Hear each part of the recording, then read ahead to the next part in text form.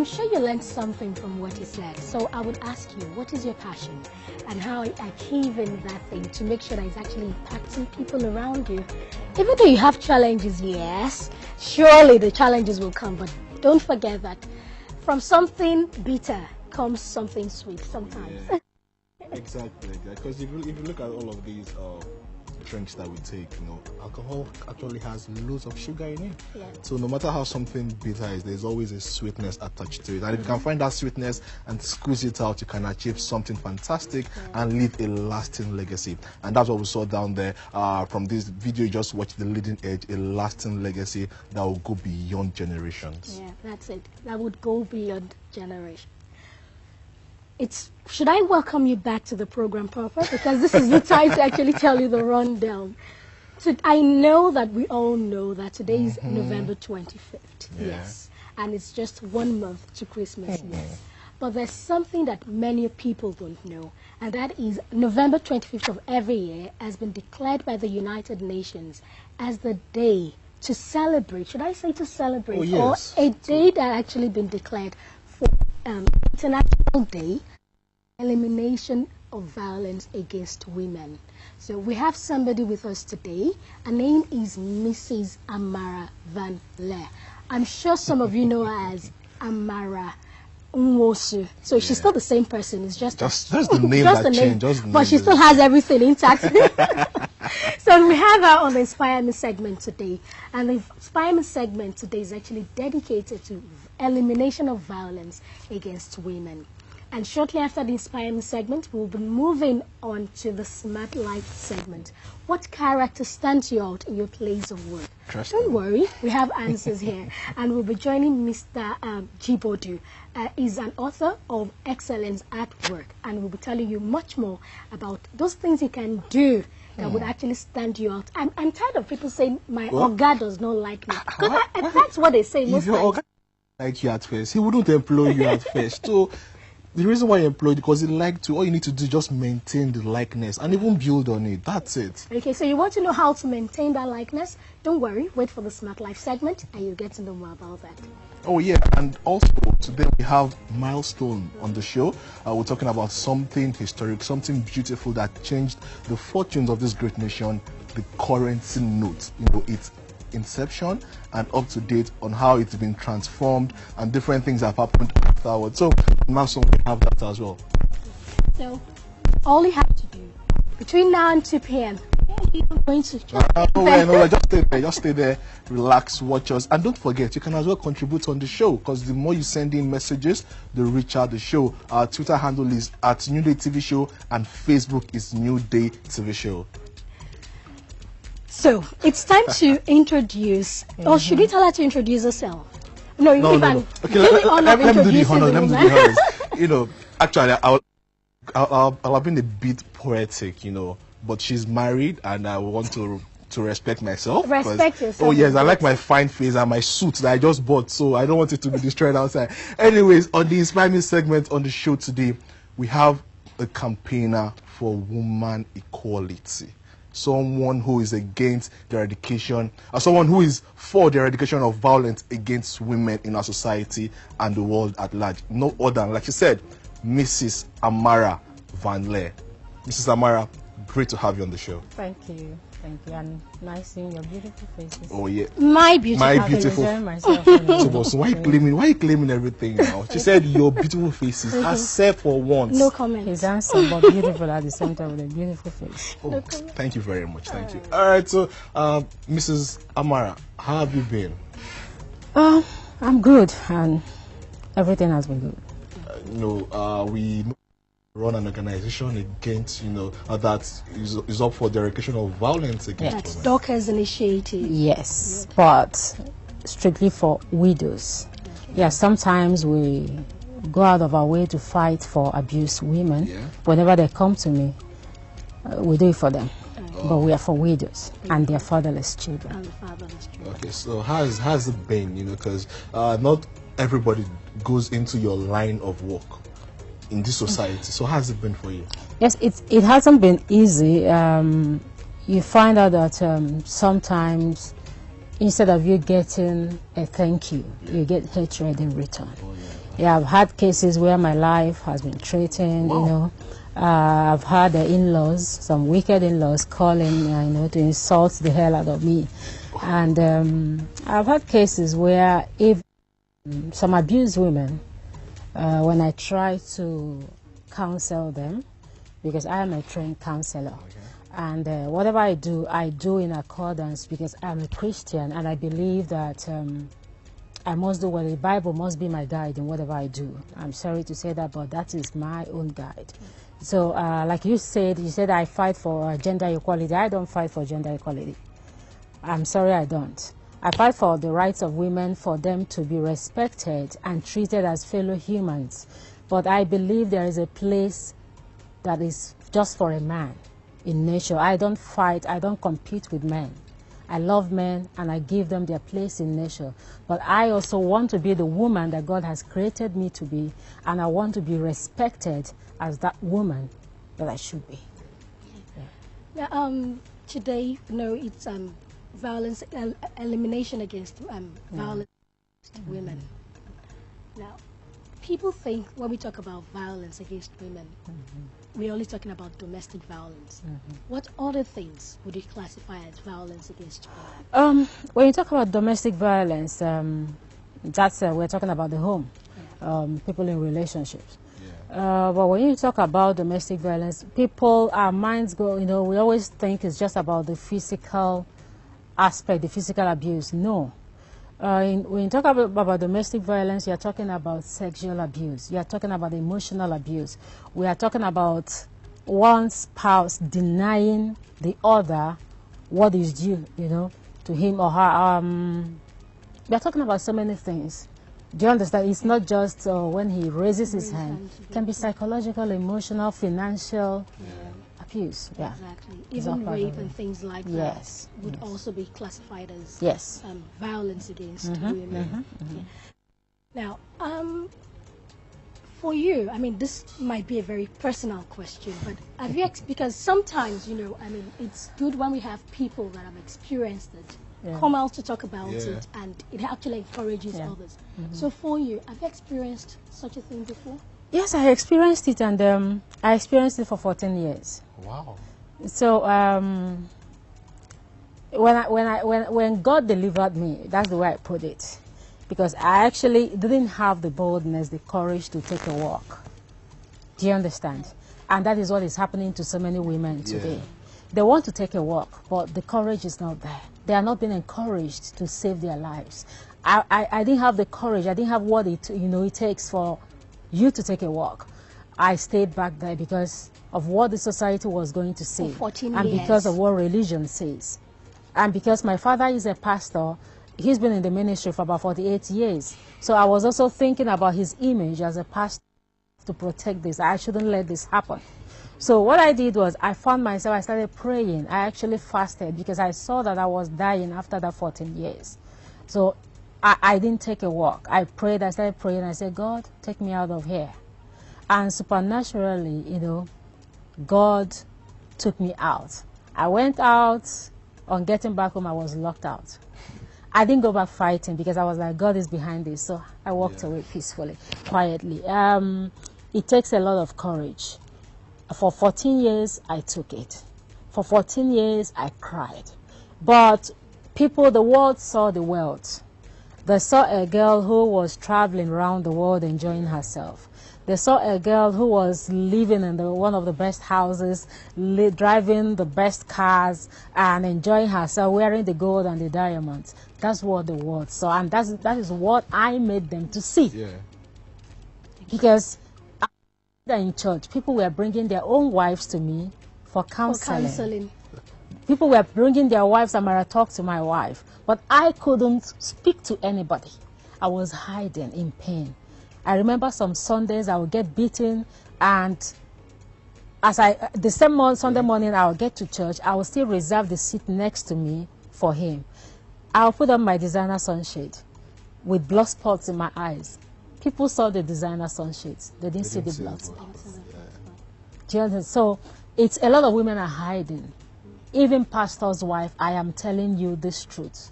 I've handled such cases. They've come to me. They've opened up to me.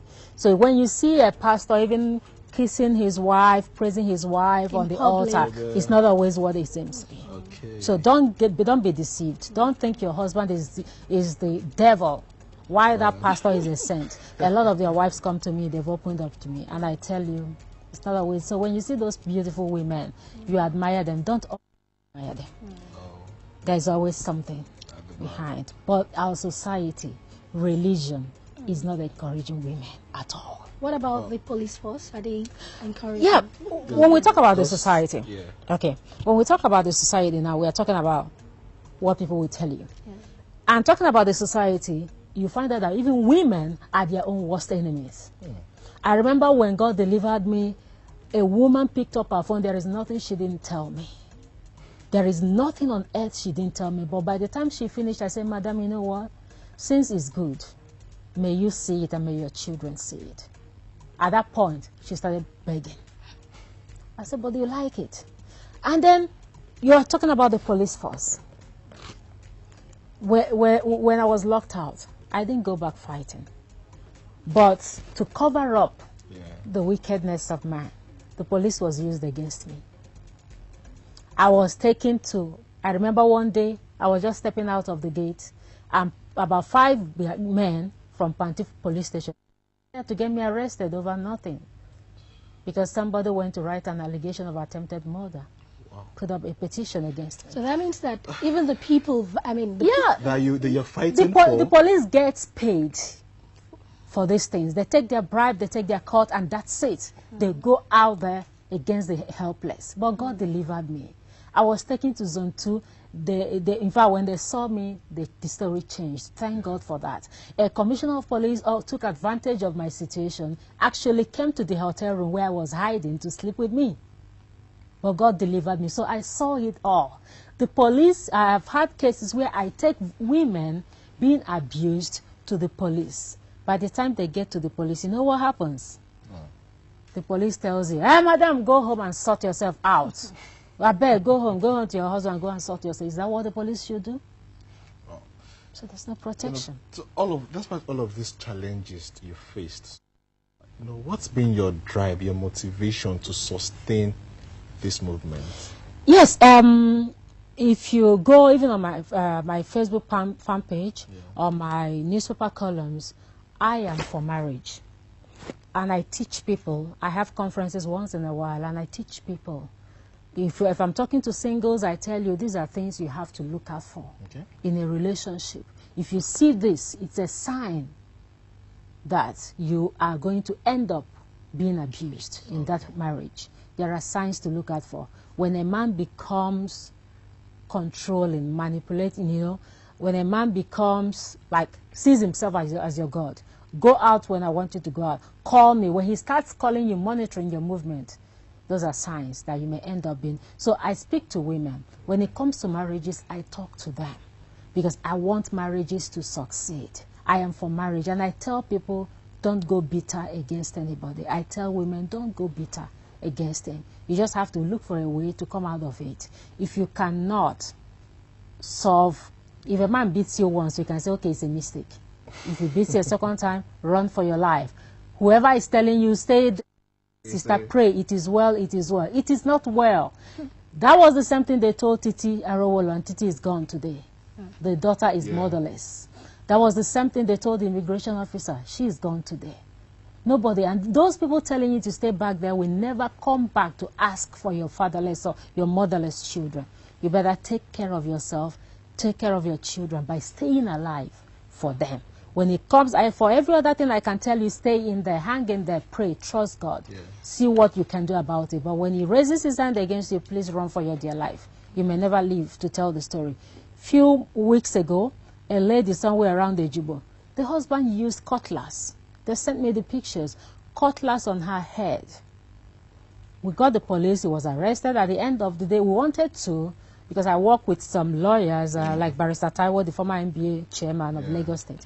We work with. They wanted to take up the case. But at the end of the day, you find out that the same woman who was being abused came to us begging, let me go back to him. So it's a problem. Some of them don't even want to help themselves. Will it be love? It's not love, it's foolishness. Okay. It's A not lot love, of it's them think foolishness. is because, oh, he's the father of my children, Yeah. but that is where the society has brought us to. Well, but I'll give you a quick example. I have a friend, you know, filing her. She just filed for divorce. Her husband didn't physically abuse her, you know, but he was, he was just a cheat. It was a cheat, a serial cheat at that. Okay. So she filed for divorce, and at one point during the process, her eldest daughter, because she was thinking of, you know, killing the case and coming back to the house so that she and her husband can work things out. But her eldest daughter, who is 13 years of age, told her that, Mommy, go ahead with this divorce, file it, and I thought you will be okay. Because she has 2 younger ones, 3 children in total. My siblings and I will be okay with you. And that was all the inspiration she needed. That was all the, you know, power she needed. And tomorrow, she'll be getting a divorce. Yeah, my children actually said that to me. I have 4 children, and I remember my last son coming to me and saying, Mommy, go for a divorce. I didn't go because of what religion was going to say. Yeah. But you see, women, I tell you, instead of you raising your child up in an abusive home, it's better you raise that child as a single mother. Yeah. They grow up better. But in raising that child up as a single mother, never avoid discussing their father, you know, with them. That is something I have never done. I try to allow... But he's their father. Yeah, he's never... But what I'm saying is, don't... In a negative way. Okay. Don't try to tell them your father is this, your father is that, your father did that to me. It's not necessary. Don't raise those children up in bitterness.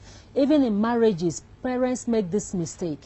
Keep your children out of it. They are not part of the problem. Save them that bitterness. Those shouldn't grow up in bitterness. Allow them to live their lives. When they're adults, they have eyes. They see whatever is happening. Yeah. When you were telling us about your story, I mean, you said the money was there, everything was there, but the beating was also there. Yeah. Now, does that mean that, I mean, do we have some women that are actually more vulnerable to violence than others? I mean, do we have more women more vulnerable? Yes. When a woman is not working is a problem. Okay. And that is why you see some of those men, the first thing they do is to take that woman, bring the woman down, take her away from her job, stop her from being educated or pursuing her career, maybe close down her business. Those are the that's the first thing they do. The next thing is, I can take care of yourself. You don't need to stress yourself. And some girls foolishly think it's love. When a man is telling you, I can take care of yourself, whatever you want, just tell me, he wants to be in control. Because when he's controlling your pocket, he is in control. So I mean, when he's, if you have to beg him to buy sanitary pad, for money to buy sanitary pad, he's in control. I would actually call that financial violence, you know. Yes, he's in control. So those are the things they do. And so when a woman is not educated, when a woman is not financially independent, that woman is vulnerable. She can face anything. Because I've talked to some of them, you see them, they want to step out. But the next question is, Amara, how do I go about this? Last week, I posted it on my social media page. A woman sent me a message from Benue State. One of her eyes, the right one, is gone because of beating from the husband. And he is out to destroy the second one as well. And I told this woman, she's in Benue State. I told her, you know what you do? Go to social welfare over there. Don't pay such men. Go out there. Cry out. Let the world know what is happening to you. That is why you see a lot of women are dying. And nobody is talking. Pastors are telling you it is well. Hold on.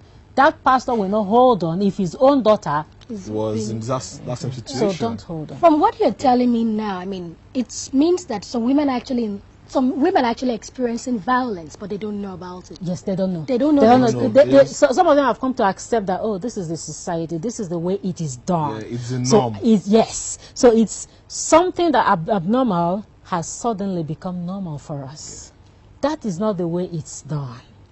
That's just the way the society, the African society, has made us to believe, oh, that this is the way it's done. That's not right. That's not the way it's done.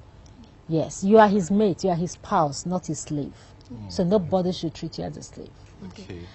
Is it possible to experience violence even at work for a woman? Yes. You hear men the woman is not going to be promoted, above a certain position. You shouldn't go above that. And I tell people, I say, I am for gender equality in the marketplace, but never in the home. Okay. Because if you want to bring in gender equality into the home, it creates chaos. There will always be one captain in the ship. Two captains can be no. Yeah. So when it is in the marketplace, yeah, women fight for your right. Get your position, get to wherever you think you should get. And so women get abused. Bosses, you see them telling their female employee, you have to do this for me to do this for you. For some to get employed. Yes, I know that even men are beginning to be abused, even in the marketplace. We have some of these foolish women who will tell the young guy, this is what you have to do for me for me to do this for you. You have to do this. It happens. Yeah. Even in the homes, men are beginning to be abused by their wives. I've seen women break bottles. Oh. So, yes, I posted something. A pregnant woman poured hot water on her husband while he was sleeping. But who knows? What the only thing I wrote there was the fury of a woman's scorned. You know, you don't know when it actually started. You don't know where she's been holding it for years, and something just triggered it off. Yes. So women are beginning to learn from men. So it's time men stop it. All right. So talking about learning, what's the best lesson, most important lesson you've learned all this while? I think for me, why I am not bitter against anybody, why I am free, in my spirit is because I see it more as a journey to my ministry. That's the way I see it. I have learned to always see whatever I go through in life, I have learned to see it as part of on earth. It's all working together for my own good. I wouldn't be where I am today if that didn't happen. So when I look back, I thank God it happened. I'm a stronger person, more independent, because then I depended on a man.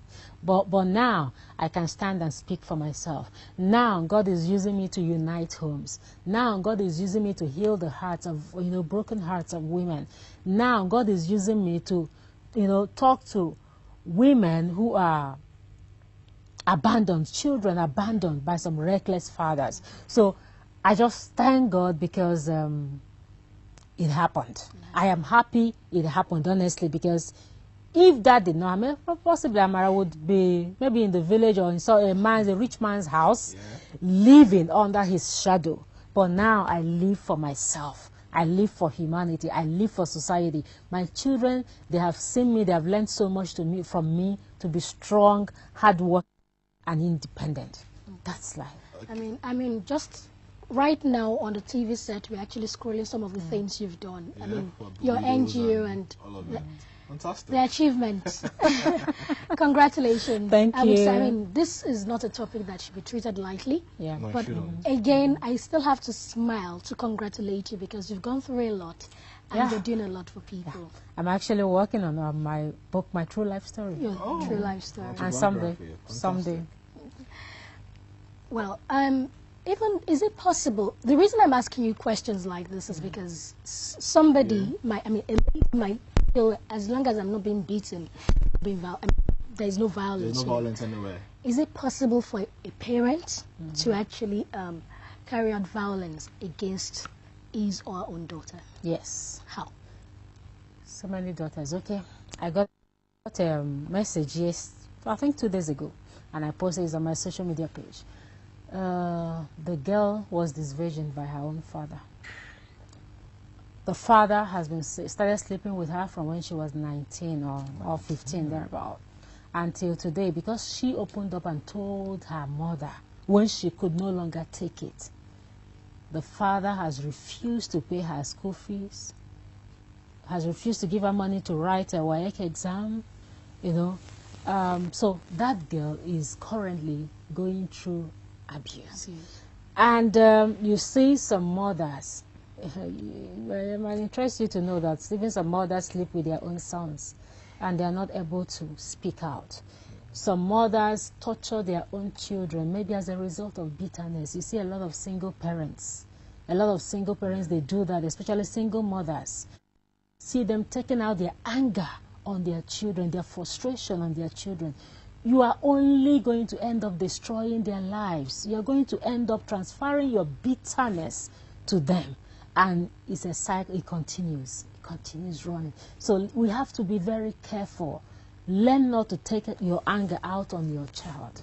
Learn not to be overprotective. Because some women abused, maybe sexually abused, you see them being overprotective. And in the long run, even when their daughters get married, they end up having the problem of frigidity in sex. Their husband can't enjoy them.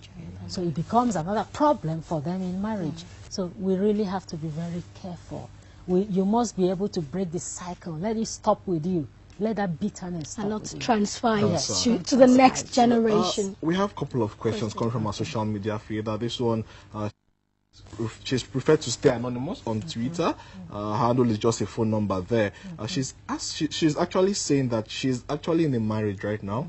She's been married for about 7 years. However, she's suffering some abuses in the marriage. The thing is, she has told her family members and her in-laws, but they've always told her to maintain it inside the house. They should work it out as a family, and she should not involve the authorities. Now she's asking, what does she have to do in order to get free? I believe we have social welfare, and sometimes people say it's not working in Nigeria. From my experience so far, it's working. Okay. It's working, especially in Lagos. The Lagos state government has done wonderfully well for women. I give it to them. Social welfare is working in Lagos State. She should just go to the office of the public defender anywhere, Surulere, Ikeja, wherever they are. She will find them there. They are along Funshaw Williams Avenue in Surulere. Go to the office of the defender.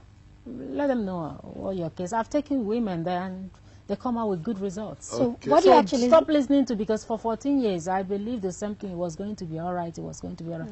If he's abusing you, he may never stop because it's something psychological.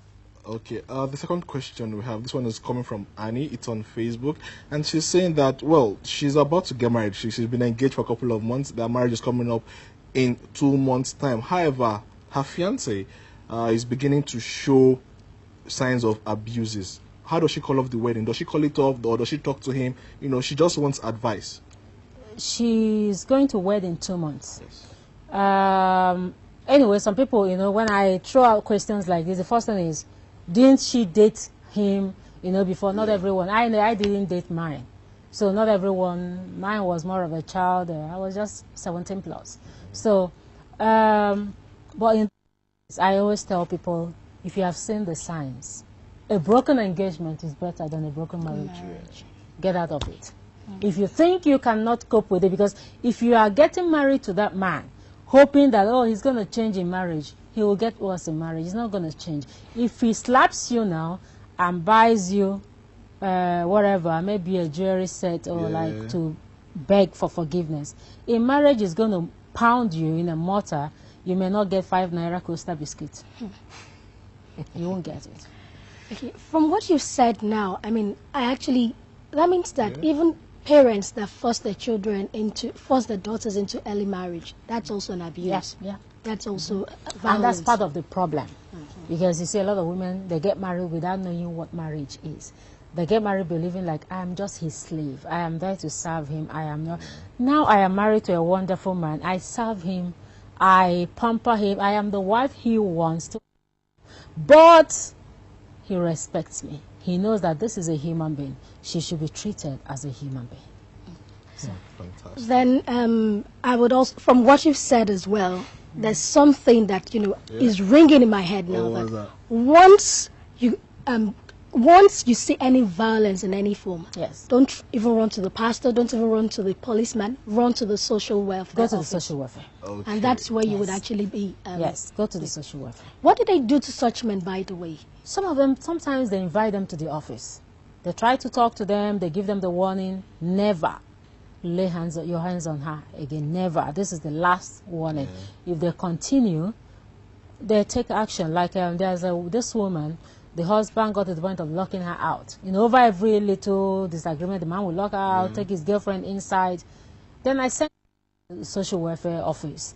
And by the time she got there, they invited the man. You know what they did? The lady said she wasn't going back, and they made the man, even the lady is not working, but they made the man to rent a 2-bedroom apartment for her, handed over her children to her. Today she's with her children and the man pays the rent. Okay, so if you know you're right, they keep telling us in Nigeria it's not working. It is working, especially in Lagos State. It is working, but you must have to know your rights. And even the rapists are actually being punished now. Yes, Yeah, yes, so that's it. yes. And actually, I heard there's a law. Whoever beats a woman or whatever in Lagos. Oh, fantastic! You know, Let's all of these things are, you know, fantastic. Thank you so very much, Mrs. Amara Van Leer. Thank you for joining us. It's been a pleasure having you. I'm sure I've learned some things. I'm sure I'm hopeful as well that our watchers out there, our viewers have learned a couple of things as well. Okay, thank you once again, and we would definitely have you back. Yeah. So maybe next year on the 25th of November, so you can tell us new cases that you've dealt with. Okay. Thank you very much, and all the very best in your future endeavors. We'll be speaking with Mrs. Amara Van Leer, and today happens to be the International Day for of elimination of violence against women. It's a long word there, but International Day of Elimination of Violence Against Women. And we've been speaking with Mrs. Amara Van Leer. She's told us so many ways that people are actually experiencing the violence, but they don't even know that actually going through this thing called violence. We'll go for a very short break now, and when we come back, we'll be taking you to the Smart Life segment. The program is still New Day, the voice of the new generation. Stay with us.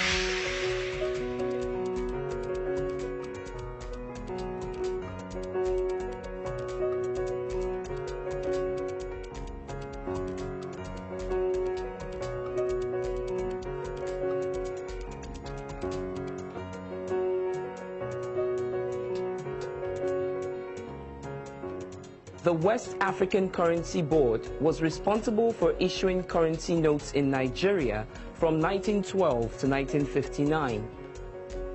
Prior to the establishment of the West African Currency Board, Nigeria had used various forms of money, including cowries and manillas.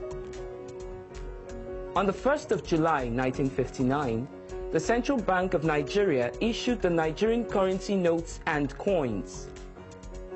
The notes and coins initially issued by the West African Currency Board were then withdrawn. However, it was not until 1st July 1962 that legal tender status was changed to reflect the country's new status.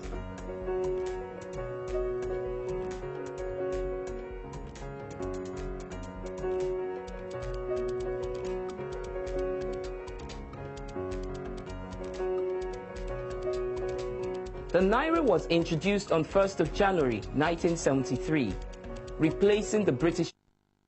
On 11th February 1977, a new banknote denomination of the value of 20 Naira was issued. This was special in two respects.